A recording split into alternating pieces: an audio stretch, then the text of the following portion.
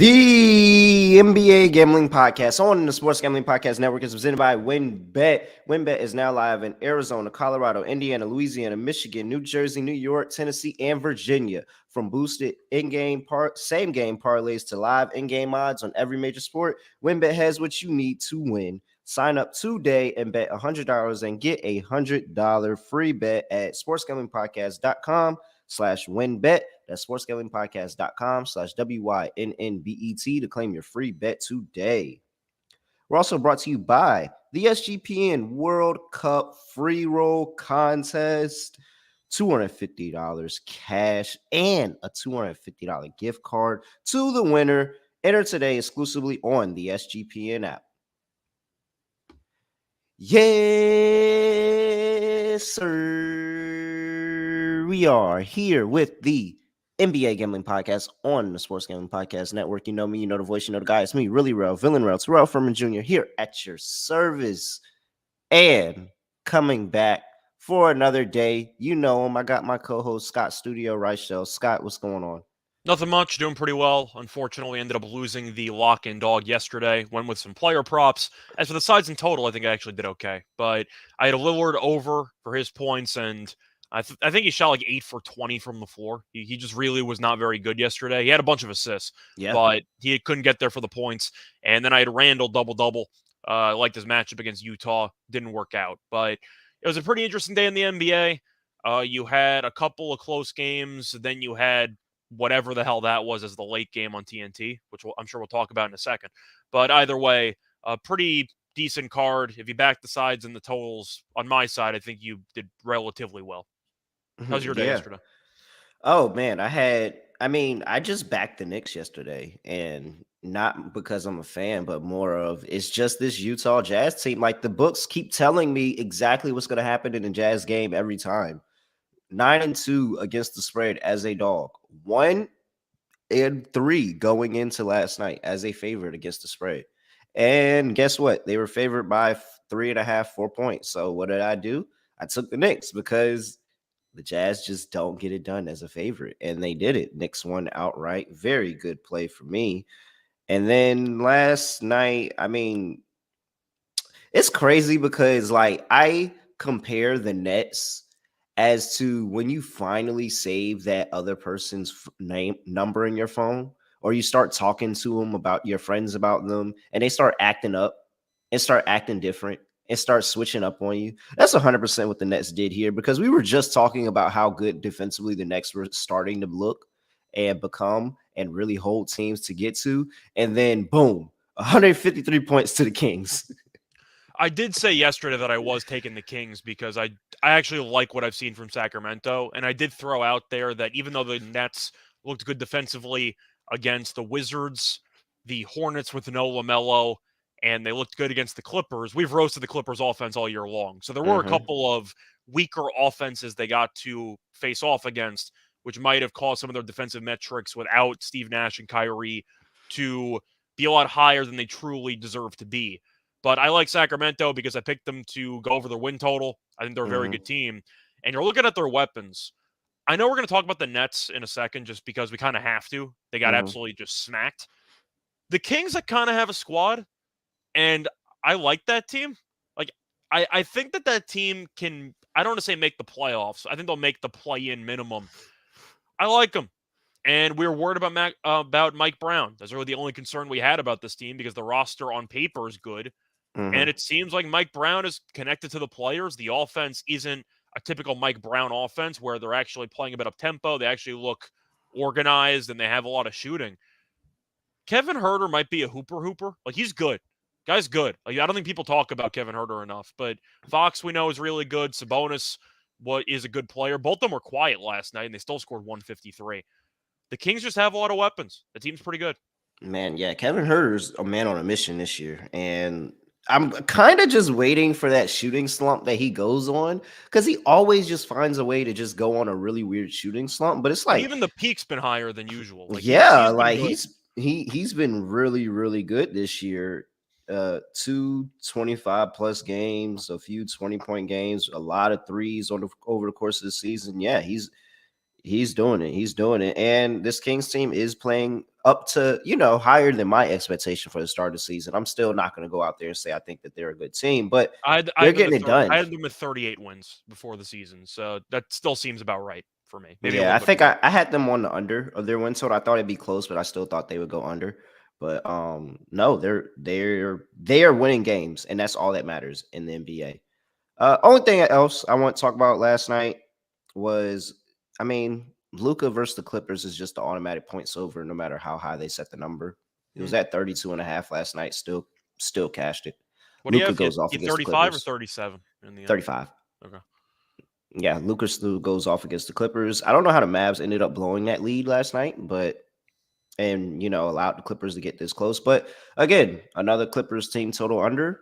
Um, Another under for the game for them. I mean, it's really not hard to just what's that? Three times they've gone over on the course of this season, and they played what is that? 15 games. So Yeah, I three know and one was 12. against Houston, one was against Cleveland where they had a really good game, but I'm trying to remember who the third one was against. But the Clippers can't score. And it was a really funny game, by the way, if you had the under, because I know that all three of us on the show yesterday gave it out. And you had 70 points in the fourth quarter, and the game still went It under. still went under. Still went Like under. It really wasn't even close. It's 70 points in that's the fourth quarter, insane. but Yeah, it is actually insane. All right. Man, that is a bet that just keeps on giving, man. Like that is a bet that just keeps on giving. 3-12 over the course of this season. We're just gonna keep riding that. We're, I was on the under yesterday just because I know Dallas plays extremely slow. The Clippers want to play slow as well, and both teams defensively are pretty good. mm, Luca hit that ridiculous, I don't even know what to call it, a Dirk fade on steroids. I don't know what the hell that was to ice the game down the stretch, but you're just looking at how these teams play each other, and that's why I kind of lean to the Clippers. These teams just kill each other, and usually it's a nail biter that's a rock fight. yeah. Usually.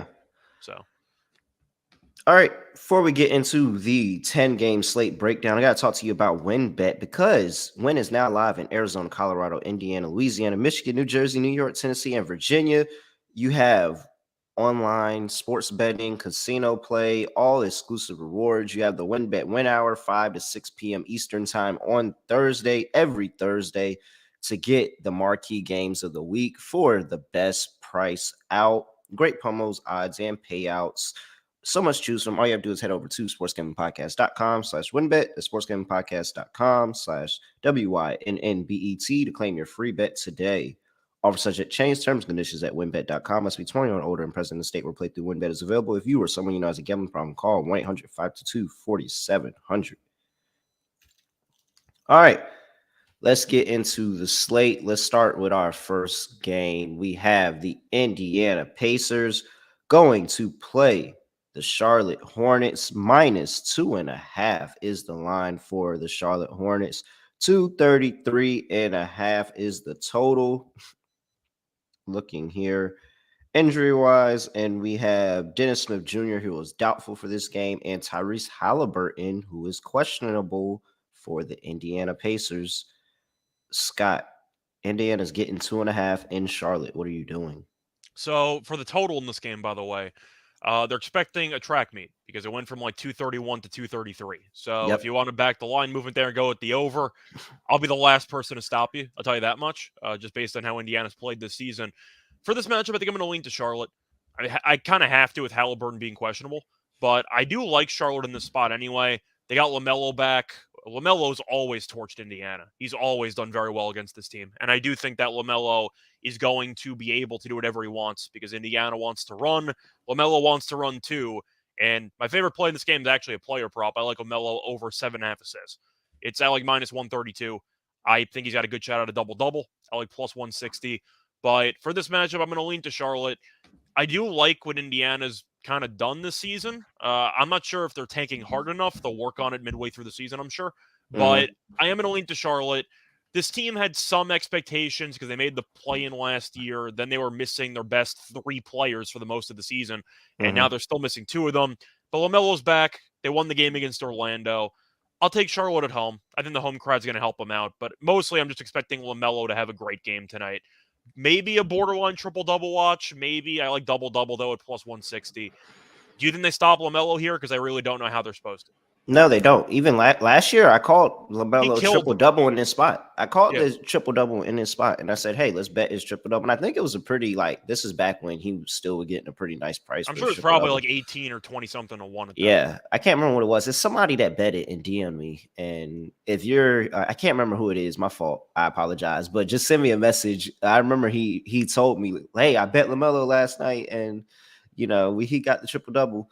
Yeah, no, I mean, let's just run through the last few game logs. He got 29, 10, and 13, 21, 12, and 19, 32, 11, and 8, 31, 9, and 7. Like you have to go back to January 2021 to get a decent game. And he still had 16, 6, and 7. Like, come on. He just goes off against this team. Like he has really good games against the Pacers, and I'm not going to fade that now. And if LaMelo's out there and he's going off, I like this Pacers team, but I like them more as a home dog rather than a road dog. But Like if who's going I'm to getting, guard him if Talburn doesn't play? You're going to throw TJ McConnell on him? Like, what are you supposed to do? You throw Buddy Hield on him? I don't think anybody can guard him. I don't think That's anybody can guard him at I don't think they all. can either. I don't think Halliburton's a very good defender. I think that's the next step in his growth. But in general, at least he has height. Like LaMelo's what, 6'5", 6'6"? It might be 6'7". That's what I'm saying. I don't know who's supposed to guard him if Halliburton doesn't play. Yeah, pretty sure he's 6'7". Yeah, man. I'm not. I can't fade LaMelo against the Pacers. This is just too good for him. I like his points. I like points, rebounds, and assists. I like 7.5 triple for assists double. is very low. I like triple double. I like rebounds. Well, maybe not rebounds. I like points and assists more than Yeah. because he does have Miles Turner in the game this time. Yeah. And so that is something a little bit different that he's not used to seeing. He's not used to seeing Miles Turner's in the paint. So I do like the assist play the best. Then I would put points and then rebounds. And of course, I like any combination that you can do with all of it. It's LaMelo night. Like it's LaMelo night. Double at 160, I think is a very nice plus price. I think you have to ladder him tonight though. For points or for assists? For points. I mean, assists would be good too. That's probably I'm curious what the a price really is nice for like price. 12 plus and whatever. Yeah. Let me see what we got. Let's see. All right. Let's see. Wait, hold on. Let's see what we get the better price on. Okay, so LaMelo assists for 10 plus is plus 194. And for you said 194? 194 is for 10, for 12 it's 550. Oh yeah, the assist is the better play. Nice. 550 is nice. Because you're getting 22 and a half for his points, and then you're getting plus 140 for 25 and plus 410 for 30. So yeah, I think we play the assist ladder. I think it's worth it just for the actual value, but LaMelo's plus 150 2-1 plus 550, and he's gotten 13, 9, 8, 7, and 7 in the last 5 games. I think that's a pretty solid bet. I also think it's a good price for the assist for 10 plus because you're looking at double and it's roughly plus 160. But we talked about how he had a triple double last time out, but Miles Turner, I believe, wasn't in the lineup for that game. So we're not exactly certain on rebounds. So 10 plus assists, you toss points in the garbage, and you don't have to worry about the rebounding because you probably won't get 10 rebounds anyway. And you're picking up an extra 40 cents just for the assist. I feel like that's borderline an auto bet at 190 something. That's just a great value play. All right. I like it. We're both on the over, I presume. I'm definitely on Charlotte team total over. I don't know if I can really take the full game over if I don't know if Halliburton's going to play or not. Mm-hmm. Halliburton really does everything for that team. So I might have to stay away from the full game. I do like Charlotte team total over. I like Charlotte in the game. I think that Charlotte is mispriced because a lot of their stats are with LaMelo out of the lineup, and now he gives them an actual ball handler or some facilitation, and I do think that's going to be a big boost here. 2.5. Halliburton is so damn good. I don't know how many points you think Halliburton's worth. I think it's got to be at least 2 or 3. So I'll take Charlotte here. I think this line's way too short for a team that historically has a pretty good home court advantage. Yeah. All right. Next game on the slate, we have the Minnesota Timberwolves going to play the Orlando Magic in Orlando. -6 on the road for the Timberwolves. 226 is the total. Come up from 223.5. Injury report here. Paulo Banchero is questionable. Wendell Carter Jr. also, excuse me, Wendell Carter Jr. is also questionable. I mean, is it just as easy as if those guys play, we like Orlando because Minnesota sucks? I'm not really sure what to think about this game because Orlando's been sneakily good at home this season. They've beaten some teams. The Warriors win. I don't even know how much that means because the Warriors are still 0 on the highway. So I don't know Yeah. if that means that that win's actually inflated. Do we know if Banchero is going to be in the lineup or not? No, it's questionable. Okay, so he's questionable. Wendell Carter Jr. is questionable, which is huge because Yeah. Gobert might walk into 15 rebounds if he doesn't play. Cole Anthony's still out. The usual suspects are out. But I think I have to actually lean to Minnesota. The fact that a line movement has come in on the Timberwolves and Wendell Carter's questionable does not make me feel great about Orlando's frontline depth in this game. They're an Mm. elite rebounding team, and they should be because they have Bol and Carter Jr., and they're both around like 10 rebounds a game. But I think I'm going to take Minnesota here. It's a spot where even though this team has underachieved, and I don't even like this team that much, I do think Orlando, if any of their centers are out, Gobert might just single-handedly dominate the glass in this game and go for like a 20 rebound game. I'm going to go with Minnesota here. I think that Edwards could have a very good game. D'Angelo Russell has been awful, but maybe he could be decent here. I think I'm just going to lean to Minnesota because I really do think with Banchero and Carter missing and the line movement attached to it, maybe there's a little bit of inside information if he's going to be Hmm. on the likelihood of him playing or not. I'm going to lean Minnesota, but you better believe I'm not betting my hard-earned money on Minnesota. So I'll just lean Timberwolves, but I'm not going to bet it. You? uh, no, I think I'm going the other way with the Magic. Okay. And I'll take my chances with the injury report. And Paulo Banchero's been out for a little while. Hopefully he's able to come back for this one. Do you blindly Definitely would take the love over? to have, huh? Yeah. Do you blindly take the over in Gobert rebounds at like 12 and a half and maybe ladder it if Wendell's not in the lineup? Or no?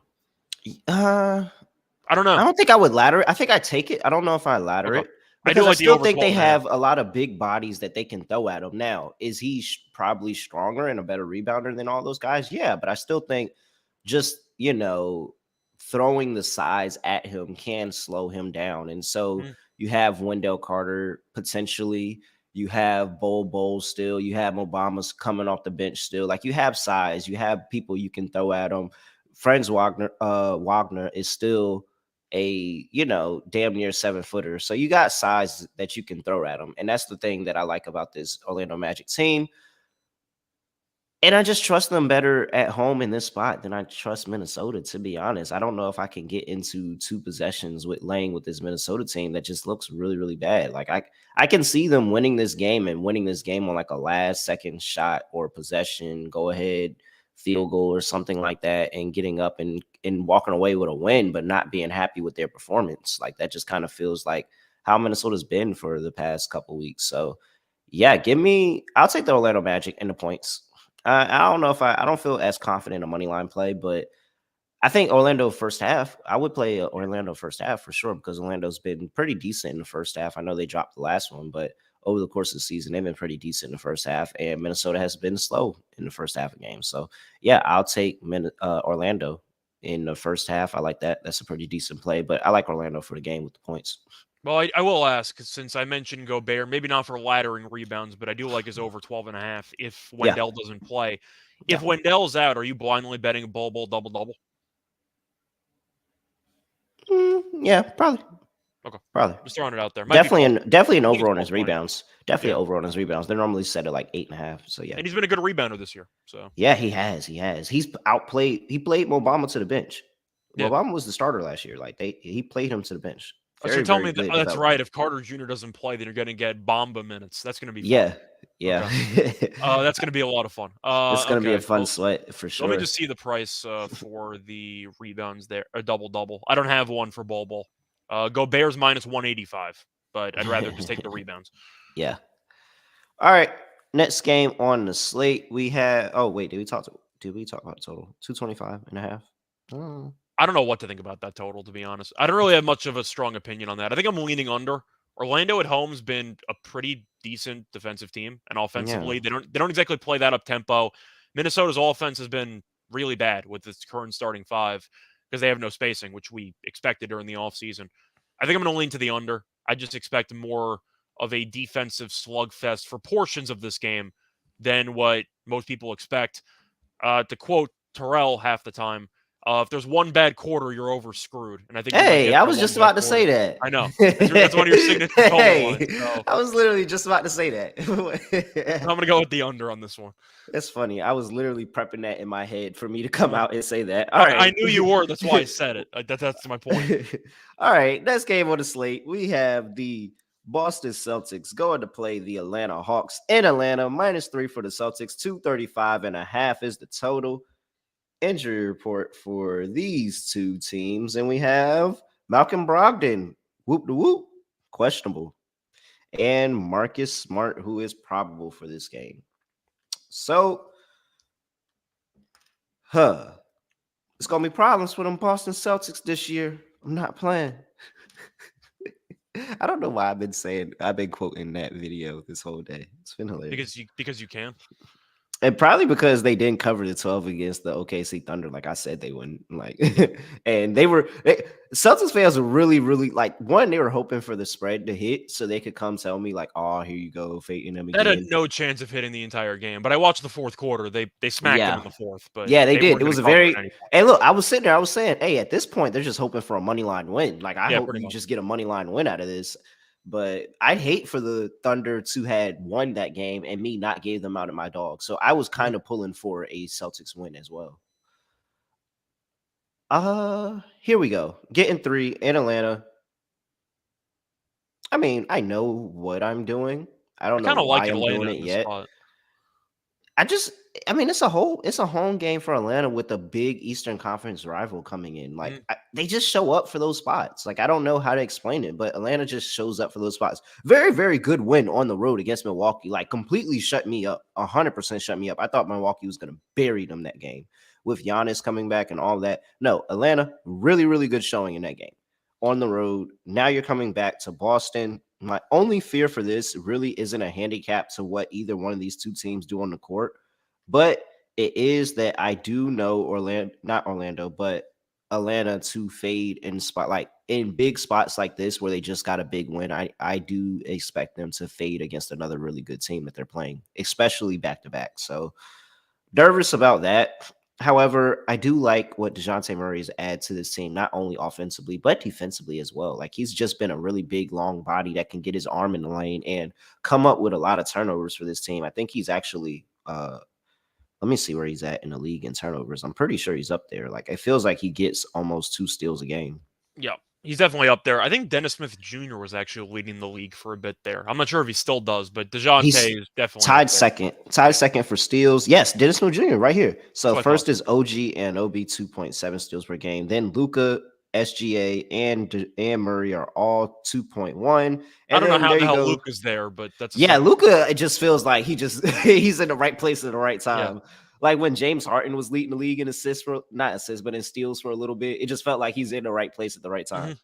And then Dennis Smith Jr. at 5 and 1.9. So I really do like what DeJounte Murray's really, really added to this team. And it's been more than just being able to be another ball handler behind Trae Young.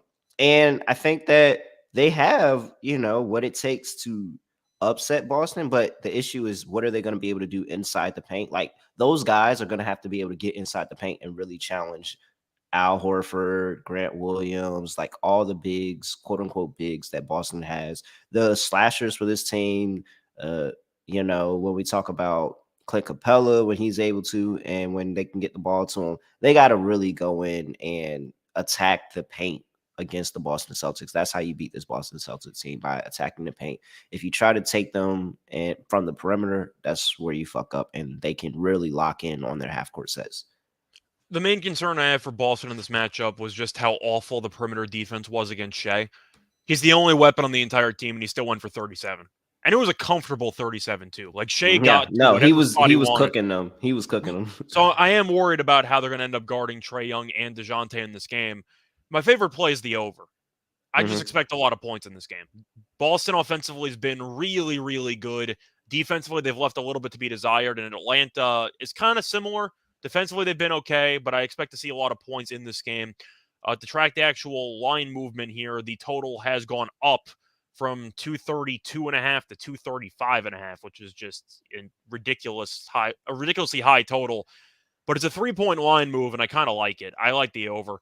I just see a lot of points being scored here. If each team got to 120, would you be surprised? Probably not. No, no. Where's my handy dandy calculator? These two teams, you have Boston giving up 114.1 points per game and Atlanta giving up 113.1. That is 19 and 16, respectively. Not very well. And that's over the course of the season. I didn't even break it down. Yeah. How I normally break it down. That It's includes the probably a bad lot teams that they worse. played against. Yeah. Well, you last 5 games, and you have Atlanta has come up to 109, but they had that really good win against Milwaukee, and They played Boston Philly as 112. well, and yeah. Yeah, both of these teams pretty decent. It's not like Boston last year, and really not even last year, but the second half of last year where they were clear and beyond the best defensive team in the league. And it's because they had Robert Williams back. That's really hurting them. That's really hurting them. I don't think enough people are talking about it. Because they're 11-3, so nobody cares. But I think that long term, this team is going to be an absolute force. So we'll see what happens. But Drew in the chat asked Trey Young double Hawks win underdog play. well, I'll ask you: do you like the assist more for Young or the points?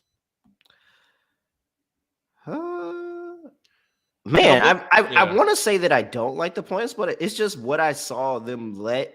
Like they let SGA Shea did whatever the hell he wanted that entire game. Like they really let SGA do that. So I think the assist is still a pretty good move. Like I think the assist is still a pretty good move. And what I'll say is because of Clint Capella. Mm-hmm. And I can just see him being able to find Clint Capella for, at least half of his assists on easy dump off passes. So yeah, I like the double play. Yeah, I'm kind of just looking at his points here for Trey. Historically, he's been good against Boston. Last year, the shooting numbers weren't great, but he still managed to get to 30. But his last couple of games here, 31-30, 21-18, 33-31, 40-34. So he has done well against the Celtics in the past. Yeah. I know Boston's a better defensive team now than they were potentially like two years ago or so, but I think Trey should have a pretty big game here.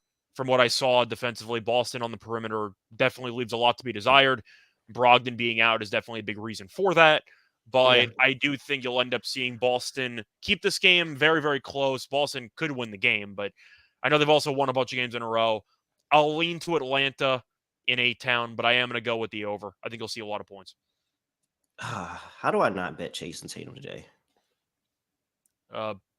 Are you looking for an actual response to that, or are you being rhetorical? Because I wouldn't bet against him at this point. Yeah, I mean, he's just really, really good right now. And the only argument would be if you actually think that, like, DeAndre Hunter can make life difficult for him, which I'm not sure if he can, but either him or Jaylen Brown are going to go off. I'm assuming it's Tatum, maybe both, but I guess your argument is maybe it's the Jaylen Brown game instead of Tatum, maybe? I think it's both, man. I think this is just one of those spots where it's literally those two against the Hawks. Like, I think this is one of those spots. Are you just blindly taking overs with, like, Tatum, Young, Brown, and Murray, and you're just expecting all four guys to... What's a good way to play that? We could do Jason Tatum for 30. I think his points number is like 30.5. So that's basically where. Yeah, it's -1. It's -130 for 30. Jason Tatum for 30. Trey Young for 30.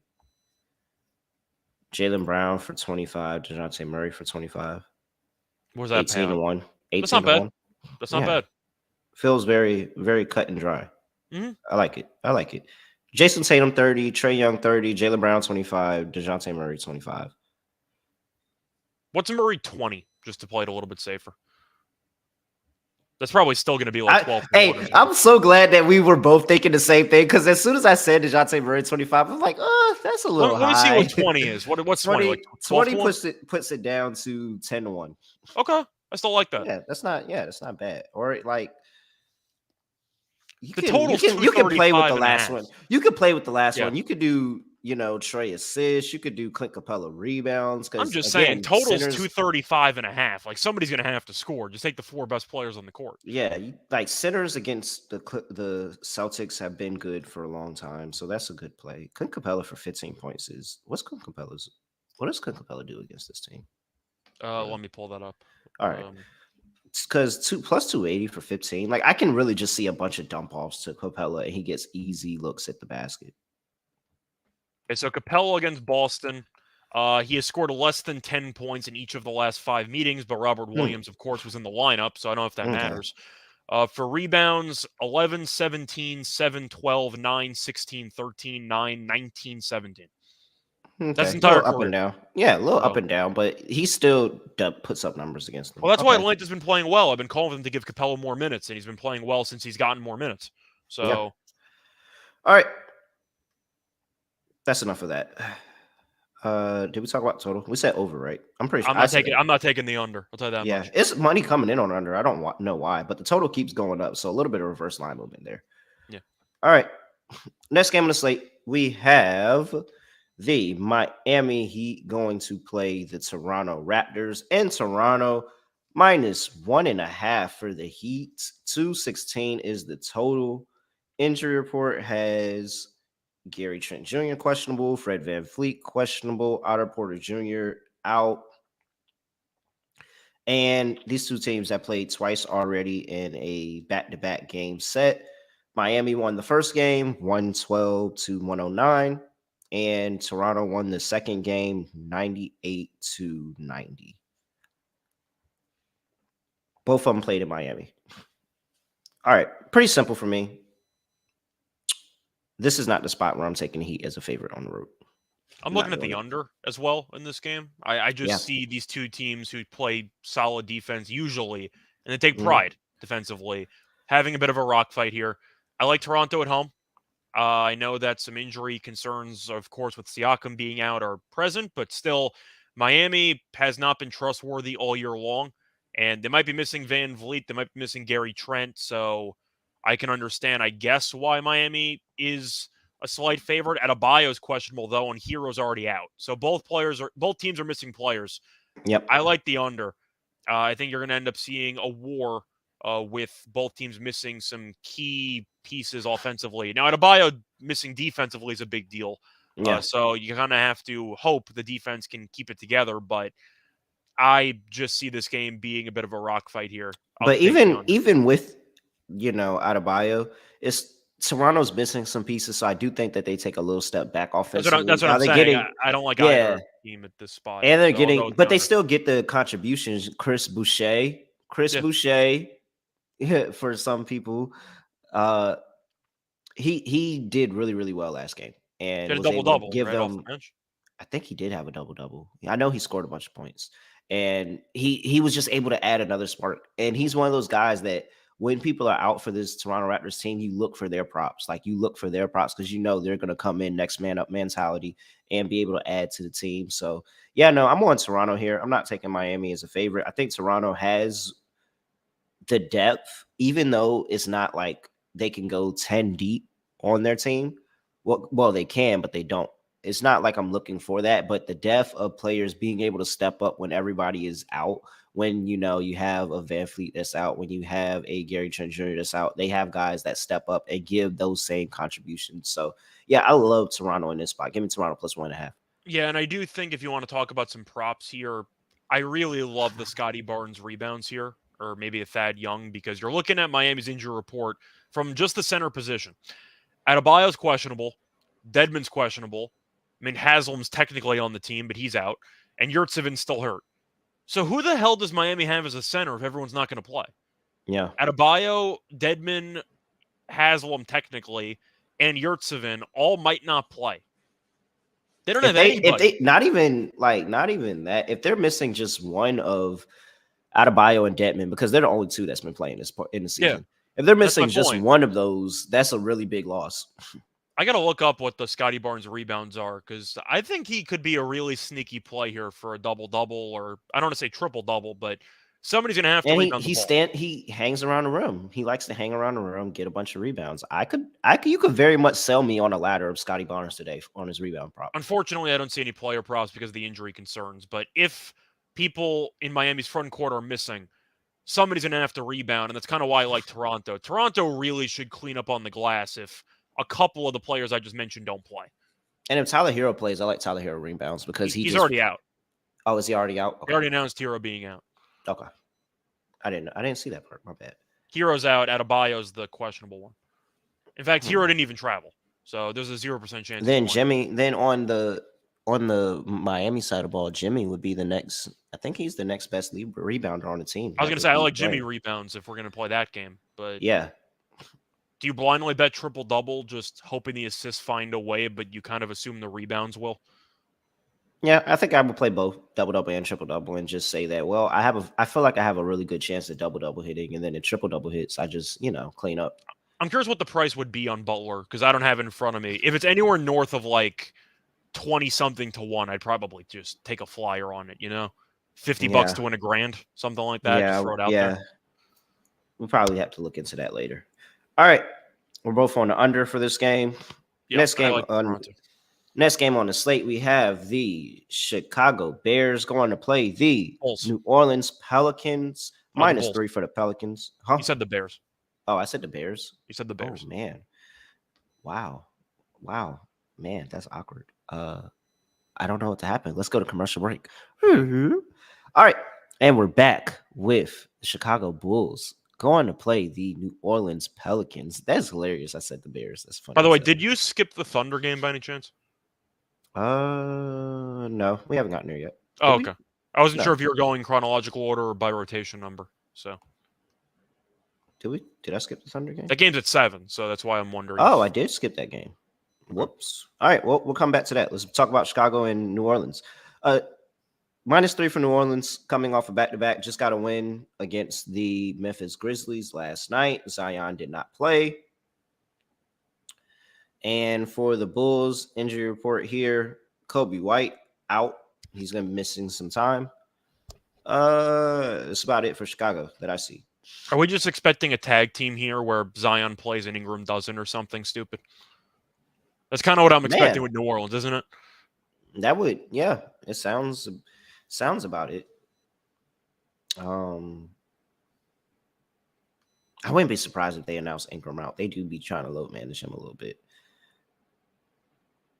They matched up earlier this season. That's what I forgot to say.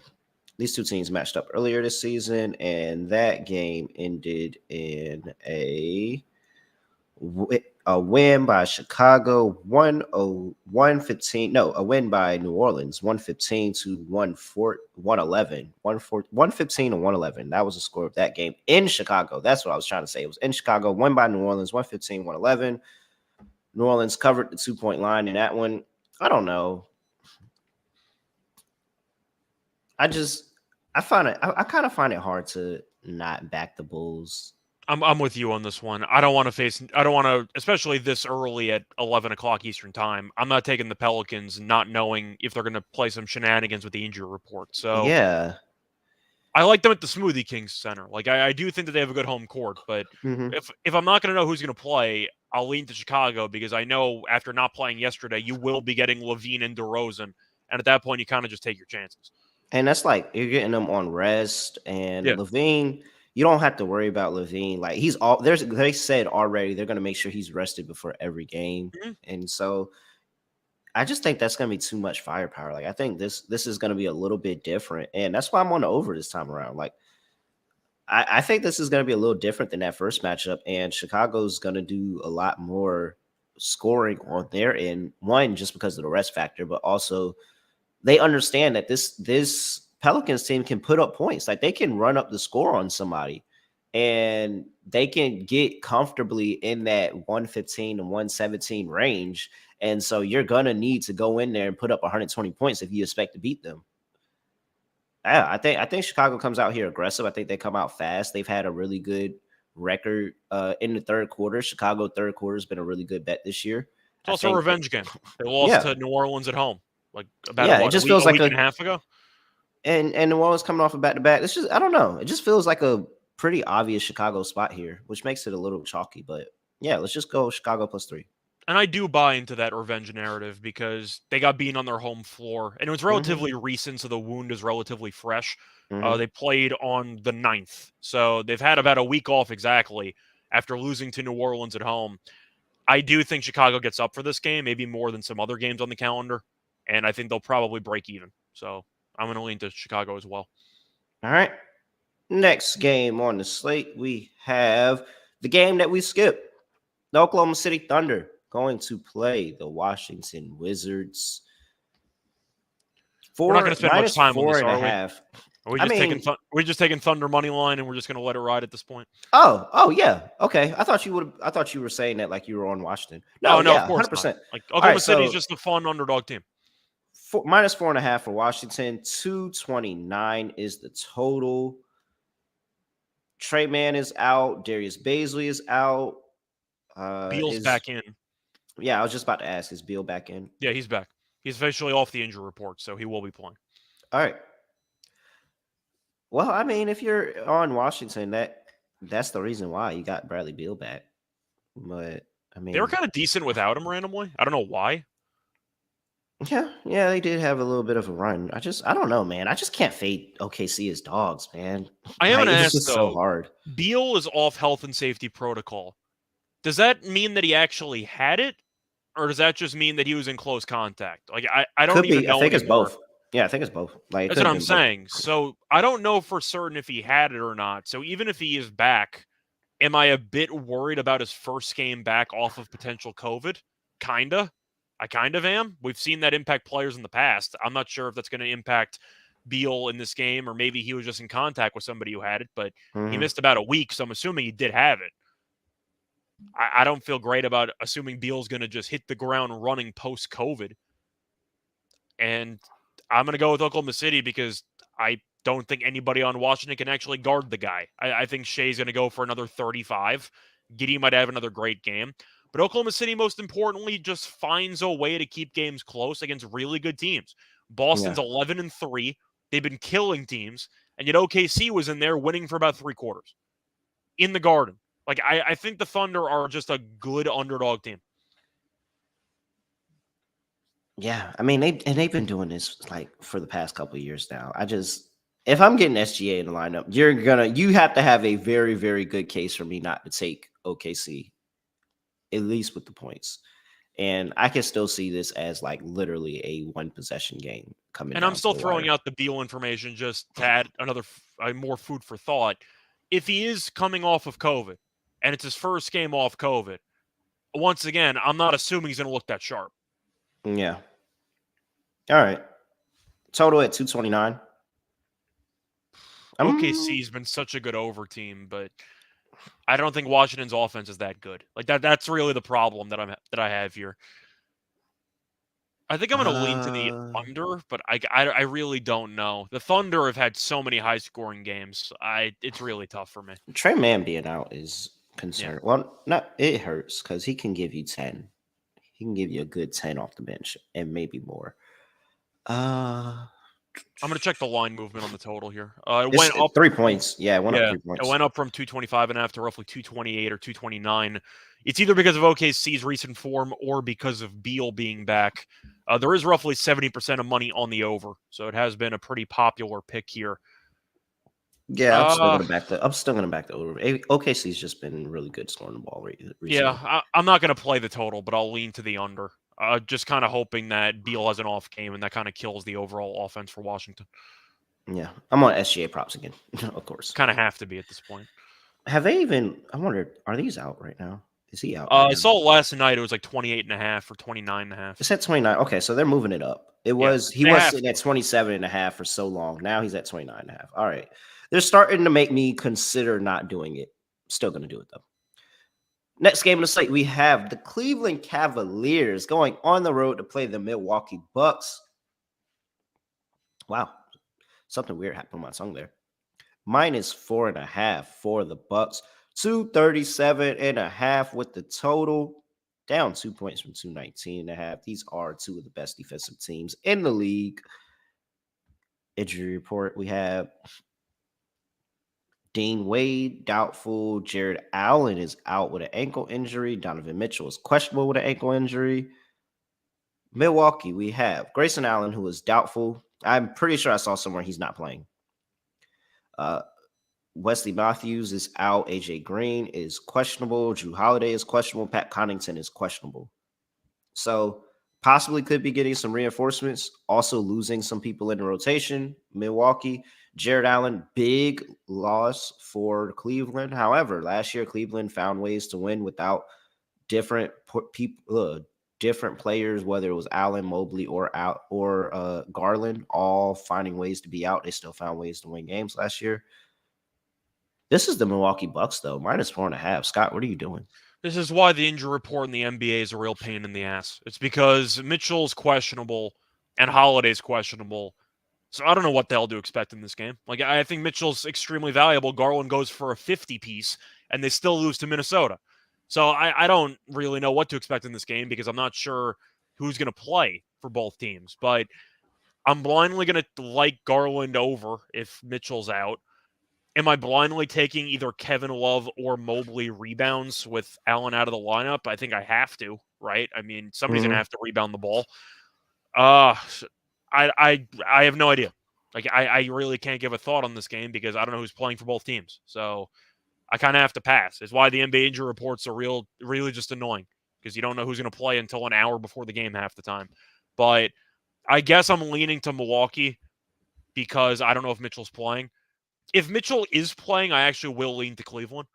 But as of right now, I guess I'm leaning to Milwaukee because I just expect Giannis to kind of do whatever he wants. But I am looking at rebounds for either Kevin Love or Mobley. I don't know what the price is for Kevin Love double-double. I kind of have to be tempted by it just based on the amount of minutes he should be getting. But I'm going to lean to Milwaukee at home.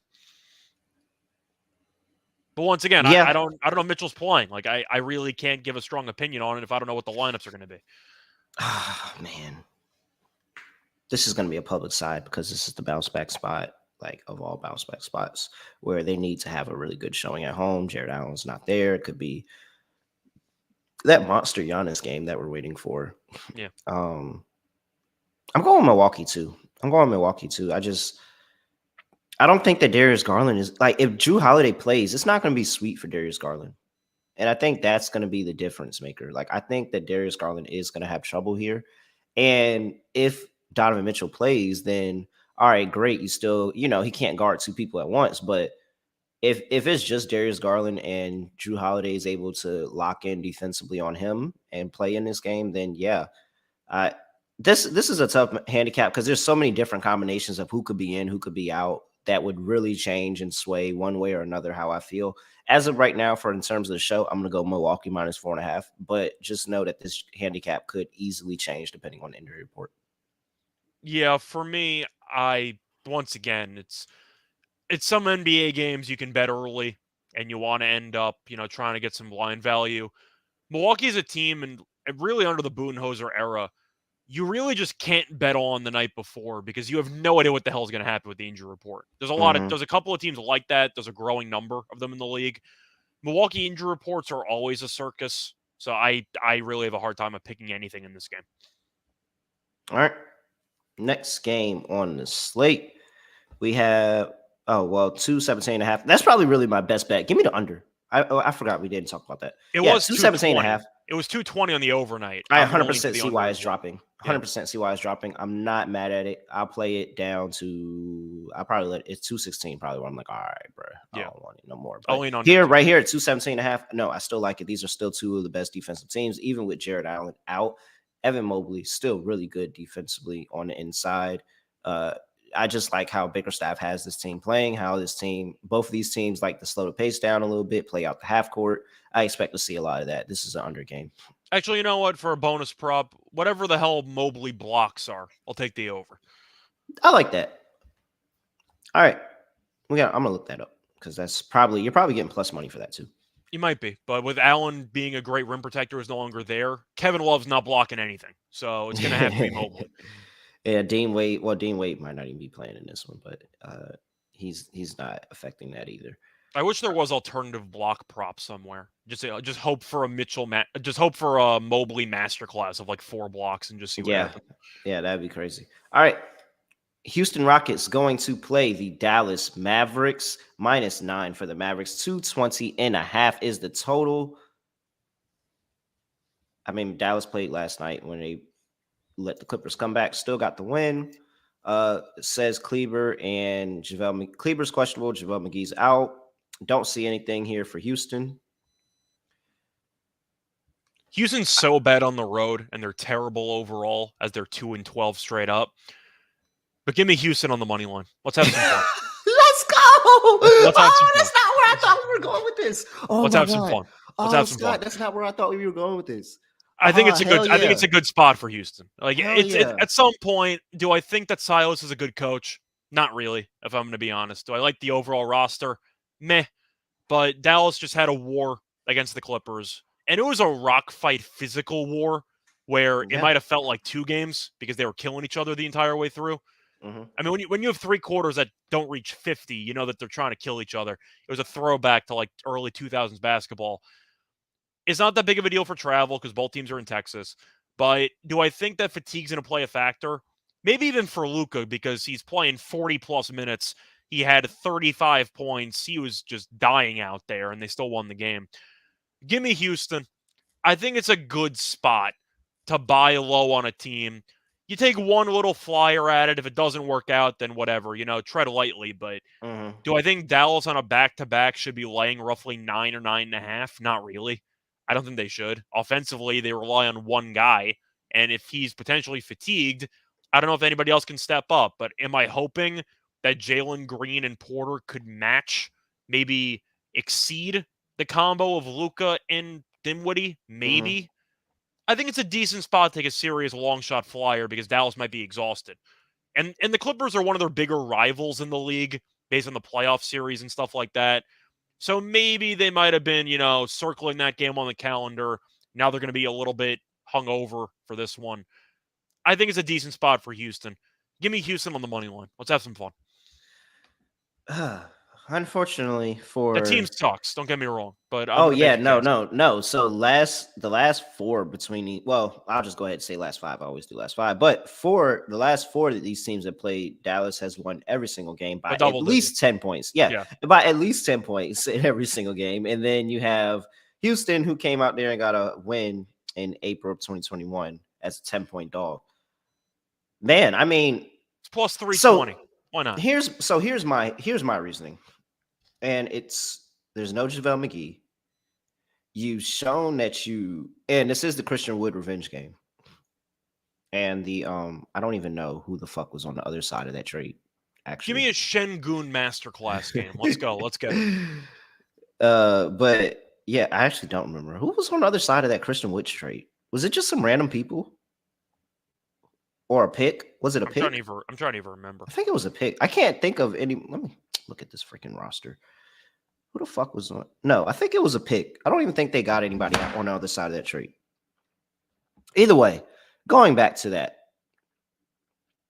without JaVale McGee, and you know how Dallas is rebounding the basketball, I think they're going to give up a bunch of rebounds to Kevin Porter Jr., who is very active on the boards, Shengun, to Jabari Smith, Şengün. Like, I think they're going to give up a lot of rebounds. That's going to cut their possessions because, the Maverick, like, instead of getting second chance points, but instead of probably getting the best look that they want, I think that they're going to, be a little colder tonight. They're not as hyped up for this game as they were against the Clippers. And I think those rebound chances are going to go to the Rockets more than they're going to go to the Mavericks. And I think those extra possessions, how relentless Houston can be sometimes, like forcing turnovers, I think that this can be a closer game than we expect. Like, I know you have Luka, and he's like MVP favorite right now, second behind Jason Tatum. But man, I really think this Houston team can put it together for this Dallas game. I really do. I was on the Rockets +9. I was going to sprinkle on the money line. I am so glad that Scott's riding the wave with me. We're here. We're being degenerate together. What's that money line? It was 320. Plus 320. I love it. It's a Absolutely love it. back-to-back spot, and we And know the it's Mavericks. a back to back. The Yes. Like, Mavericks come on. hate the Clippers. They take those games personally because of the bubble and everything that happened over there. So I think that this game could be an easy look-ahead spot where Dallas is just happy they beat the Clippers and they're going to look past this team. All right. Man, that was fun. Great. I'm excited. I'm excited for that game. Can't wait. All right. Next game on the slate, we have the New York Knicks going to play the Denver Nuggets. -3.5 for the Nuggets. 226.5 is the total. Come all the way down from 233. This line I actually don't believe that this is what this line opened at, because no way the Nuggets opened up as -9. So I don't actually believe those numbers, to be honest. I can Uh, understand that kind of. Knicks on a back-to-back with travel, with altitude. nine to Yeah, 3.5. I think Nah. I don't know how much Jokic is worth. I mean, that's really the Okay, question. well maybe. All right. That's what I'm saying. Jokic probably is worth like 6+ points, so I Okay. can kind of understand that. All right. Nikola Jokic, if you didn't hear, he's out with COVID protocols, so he's not playing in this game. Aaron Gordon is questionable with an illness. Bones Highland probably hanging out, licking doorknobs with Jokic. He's doubtful with COVID protocols. I don't know how Bones Highland. So is Jokic the one that has it, and Bones Highland doesn't have it, and that's why he's doubtful, and they're trying to see if they can get him to play. I I don't guess know. Jokic and Highland are just, friends and nobody else talks to Jokic because nobody else is on COVID And Aaron protocol. Gordon just So, just so happens to be sick. yeah. He doesn't have COVID. He's just sick. Ish Smith doubtful with a calf injury as well. And for the Knicks, we have nothing because they played yesterday. So flying by the seat of your pants You there. have Robinson who's probably out, but I Yeah. mean, this line overnight was a Knicks plus 4.5. I probably should have taken it because the line was only going to go down. I am going to go with the Knicks here. I can understand Denver, potentially having a couple guys step up. I Mm-hmm. believe I went through the numbers. Last year, Jokic missed 8 games, and they were 2-6 straight up. Now, Mm-hmm. that was without Porter Jr. and without Jamal Murray, but Jokic does everything for that team. I'm going to go with the Knicks. I feel like Jokic is one of those players who you're looking at the actual, points for the spread and how much it drops, and you see 6 points or 7 points, and you're like, all right, is that even enough? Like, Jokic is so valuable to that team. You could tell me Jokic is worth like 10 points, and I wouldn't be surprised. I'm going to go with the Knicks here. I just think that with Jokic being out, he facilitates, he can score, he does everything for the team. Give me the Knicks. I think they'll perform well here after they really looked good against Utah last night. Man, I tried to search Michael Porter Jr. without stats without Jokic, and it told me we understand what you're asking, but we have no results. Okay. So no track Do they record do they have there. Murray, do they have Murray stats? Yeah, but this stuff is like from That's 2016 to pre-injury, I know. 2019. Whatever, yeah. Like this is literally the old logo Denver Nuggets. So as Do you I'm like? not even I'll gonna. ask you straight up then. Conceptually, do you like Denver with no Jokic? Because I don't know how I'm supposed to. You have what? DeAndre Jordan playing 25 minutes? He's arguably the worst player in the league. Yeah, I know, and that's basically what it. Do you like the Knicks on a back to back, or do you like Denver with with no Jokic? I'll take I'll the tell you Knicks. what, I love the under. Yeah, that I I love the agree with. under. And I would play a team total under for the Nuggets as well, because I truly don't think that the Nuggets are going to be able to find ways to keep the offense going consistently for the entire portion of this game without Jokic in the lineup. Like Jokic is the scorer, he's the rebounder, he's the floor general, he does all of that. So you're asking like you can't ask one person to step up and do all that. You have to expect different contributions from different areas. Michael Porter Jr., Aaron Gordon, y'all gonna have to kill the fucking glass tonight. Like y'all are going to have to be on the glass tonight. Jamal Murray, you can't just go out there and get your own shot tonight. You have to set other people up. You have to keep the offense going, making sure that we're not getting into these 1, 2 minute, 3 minute spills where we're not scoring the basketball. So it's a lot of contributions that I have to expect everybody else to do. I'm not so certain that everybody else is going to live into that. And it's not too many times that this team plays without Jokic. So, yeah, give me the Knicks here plus 3.5. I don't like it with the Knicks on a back to back, honestly, but I'll take it. Yeah, I kind of have to. I just think Jokic is that valuable to this team. All right. Anything else for this game? Randall double-double killed me yesterday. Shout out to Jericho Sims, though, double-double off the bench. Yeah. Somebody's going to have to rebound. I'm assuming the Knicks should dominate the glass because DeAndre Jordan is really, really bad. Like, they don't have many other options. Oh, I forgot they got DeAndre Jordan. I Oh said my before, he's God, he arguably was the worst so player in the bad. league, and he's the starting No, there center was a now. play on. It was a play on Twitter. It was so Yeah, it was the bad. offensive Oh my rebounds God. against the Celtics on Friday night. Oh my fucking God. He's Wow. terrible. I forgot about that. And Oh I'm seeing shit. videos of Dwight Howard in Taiwan. I'm like, that should be you. Like, you should be the backup center on this Denver team. But I mean, it is what it is, man. Like, Yeah, no, Dwight Howard definitely should be backup center on this team. What? Who said that we taking DeAndre Jordan over Dwight Howard right he's in now? Taiwan now, so he's doing his thing. But Yeah, still, he's getting paid the bag too, man. yeah. He probably looks like Jordan over there. Either way, point is, with him playing 20-something minutes, the Knicks should really dominate in the paint. Jordan is cooked. He's really, really bad. Give me the Knicks. I don't know who's going to get the rebounds, but there's a lot up for grabs. Let's put it that way. Man, that's crazy. Forgot all about that. Hilarious. Forgot he was on that team. Yes, man. Matter of fact, if I can get Nick's center props, I'm probably going to take him. I don't know who to It's gonna be take though, because hard. Hardenstein doesn't play enough for double No, doubles. so and he go back and forth with whether Sims is starting or Harstein starting. Sims had a double double off the bench yesterday. Honestly and truly, if I find any prop on a Knicks center, I'm probably just going to take it blindly and just say bet that. them all and hope one of them cashes because Jordan's giving you nothing for the Nuggets. Yep, pretty much. Next game on the slate, we have the whoa, slow down, take your time. We already did Washington. Read and then say what you got to say. Yes. Hello, people. We're back. Sorry for that. Golden State Warriors are playing the Phoenix Suns in Phoenix.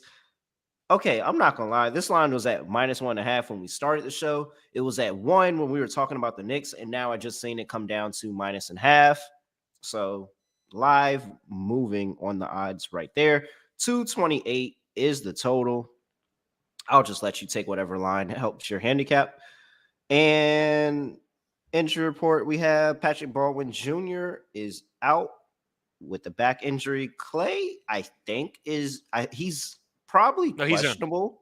He's in. But he should be playing. Yeah, he should be playing. I don't even see him as questionable. I just see him as being in. Okay, cool, great. That's probably why the line is moved because Clay Clay's active. in. Landry Shamet concussion, he's out.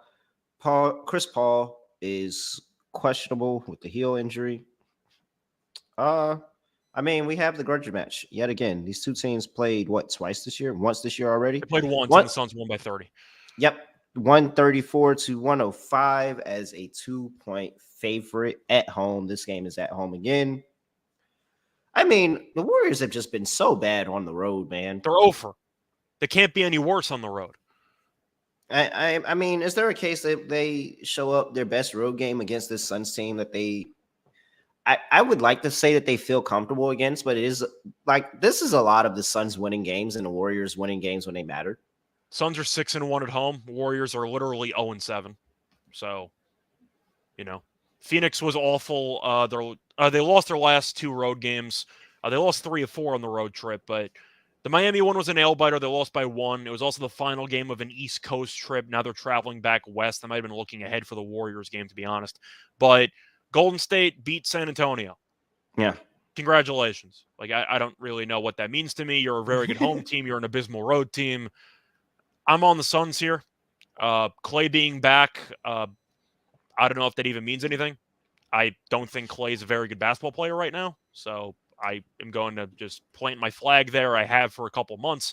We'll see how he looks, but I'm not expecting him to look good. Okay. Scott, I'm sorry, but this line movement is insane. Like all of this is happening while we're literally now the Golden State Warriors are -0.5 point favorite.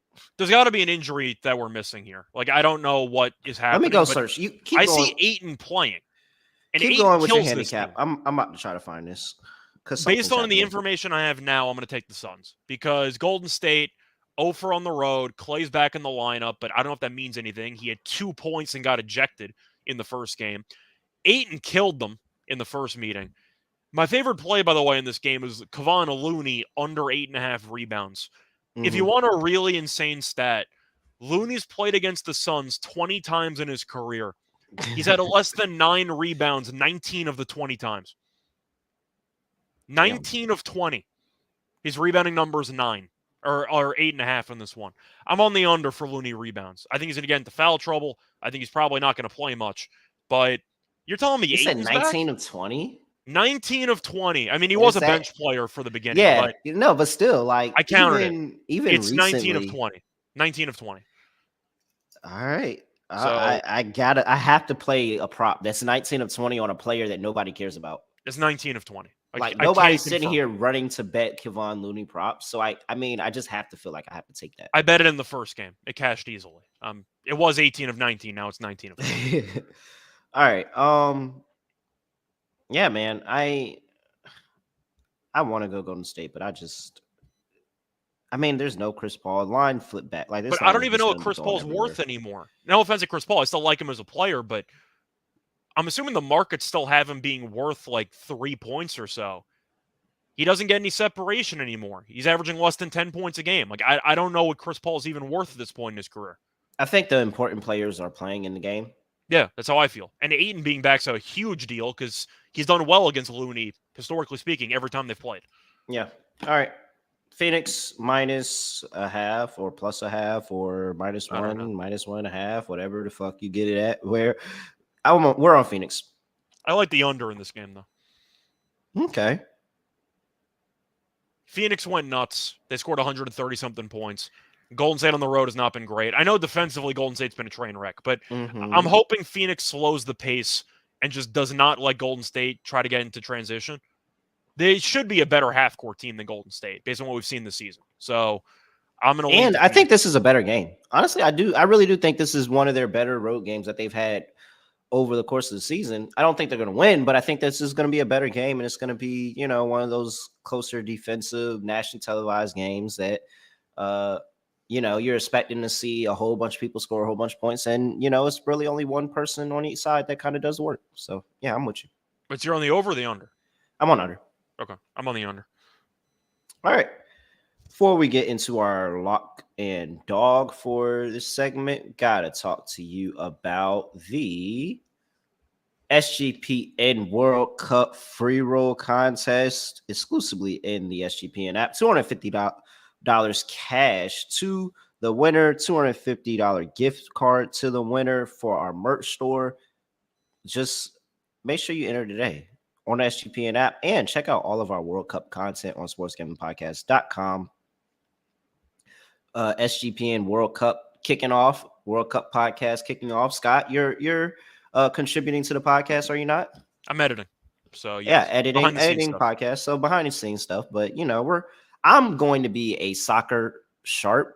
You may call me is it no soccer Sean, because so I don't want to say soccer real.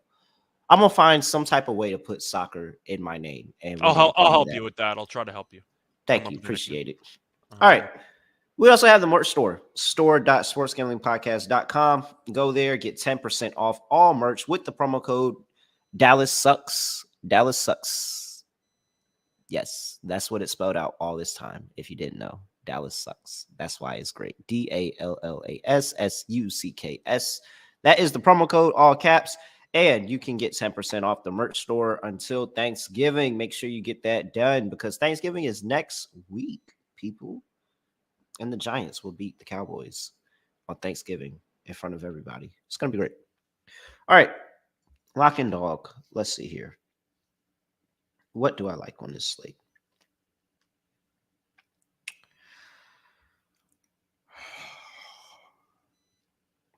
By the way, Drew's asking about the totals for the Rockets-Mavs game and the Bulls-Pelicans. I'm on the under in that Mavericks total.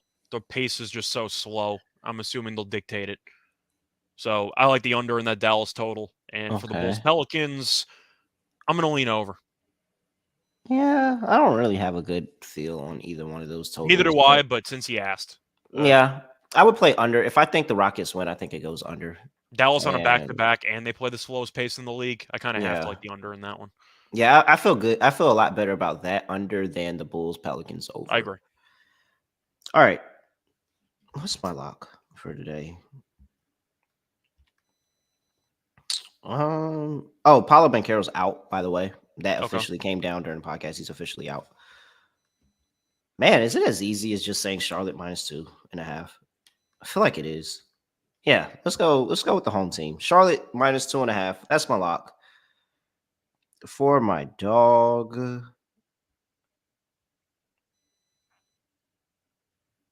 Knicks. no, not off of back to back, even though it is a really good spot. Uh, I'll go with Chicago. I'll go with Chicago. Rest disparity, back to back for New Orleans. Also, not knowing one, Zion might not even play, to be honest. Yep. Like, he might sit Zion for I this said the game, too. tag team idea where he might play and Yeah. Ingram might not. Like I don't know who the hell's going to play for that team. Yeah. Yeah. I'll go Chicago, and I'll take Chicago on the money line. All right. What's your lock and dog? Okay, so for the lock, I've been doing a lot of player props. Went 0 for yesterday, so I'll switch back up to regular stuff. For the lock, I got a couple options here. Wait, so what was you ended up going Charlotte for your lock? Yeah, Charlotte -2.5 and Bulls money line. Okay, I'm gonna double lock Charlotte. I wanted to maybe make a case for the Rockets +9, Yeah. which I don't mind either. But with Halliburton being questionable, I kind of have to like Charlotte in the spot for the chance that Halliburton doesn't play. He's really the entire offense in terms of creation. Hmm. So if he misses, that's a huge deal. I'll get in early. I'll go with Charlotte there because I think they could beat him with Halliburton in the lineup anyway because the Pacers are 6-6. They're still Hmm. not a very good team. So I think Charlotte's a bit undervalued with LaMelo being back now. So I'll go with Charlotte as well. For my dog, I do like the Rockets, but I'm not sure if I want to go for a Hail Mary throw there at +320. I'm going to take the Knicks. I think the Knicks are going to end up winning this game. Oh, DeAndre, wait, you didn't take the Rockets? Oh, I I thought you did were going to not. take the Rockets. All right, no, I switched mine. I don't want the Bulls anymore. I want the Rockets. Okay. All right, sorry. And that's +320. Yeah, I'm going I to go got with the Knicks. I think that it's a very good price at around +140. Maybe an alt line. I can see the Knicks winning comfortably in this game. I really can because Jokic is really just the heart and soul of the entire team. So I do think you'll end up seeing the Knicks potentially win this game comfortably. It wouldn't shock me. DeAndre Jordan's playing 20-something minutes. Good luck to you. But I do think if you want to look for some alternative lines here, do I want to make a case for? Sorry, let me just see what I got here for the Knicks. You know what? Yeah, I'll go alternative. Give me the Knicks -4.5 at +215. I think they'll win comfortably. all I right. really don't think the Nuggets have many other options. Bones Highland's one of their bench guys who could go for 30 in any given game. He's also probably not going to play. You really just need Porter and Murray to play well. Mm-hmm. I don't feel certain about that. But I think the Knicks have the depth, they have some weapons, and they ended up, playing well yesterday. They responded well to that awful game against OKC. Give me the Knicks. I'll take an alternative there on the Knicks, -4.5 at +215. I think they win comfortably. All right, love it. Yeah, I'm on the Rockets. I'm taking the Rockets +320. I thought Scott was going to give it out, so I didn't I want to thought steal his about it thunder. too. I almost did, but I do feel better about the Rockets +9. But I won't renege my Bulls call. I'll just give them out as a bonus Bonus. Yeah. lock. Yeah, bonus lock. Bulls +3. Bulls money line. I like the Bulls today. All right, everyone.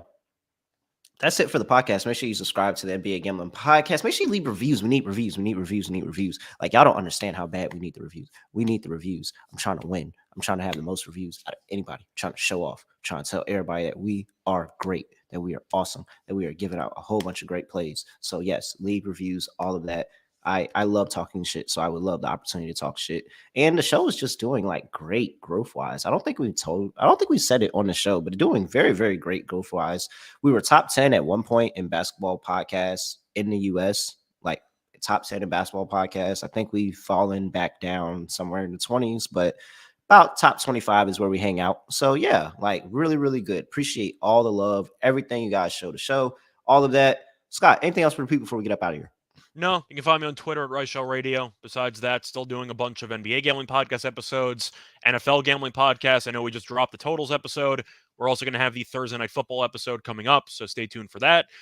Besides that, still doing tennis and yeah, a lot of sports going on, a lot of money to be made. I know you're doing college experience stuff, a lot of college Yep. sports going on. Yeah, let's make some money. Do you fade me on the Thursday night football preview this week because I'm looking ahead to the New York Football Giants versus the Dallas Cowboys next week? That's actually exciting, by the way. We got a couple of games to go Three through. Yeah, games. We have we got three three games games. next It's week. going to be We are fun. going to have so much fun on that pod next week. And it's like, so I don't know. You might have to fade me this week. I'm 100% in a look ahead spot. I'm telling you right now. All right. Other than that, no idea what to say, no idea what to talk about, no idea what to do, no idea how to end the podcast. We're just going to end it like this. We are out of here.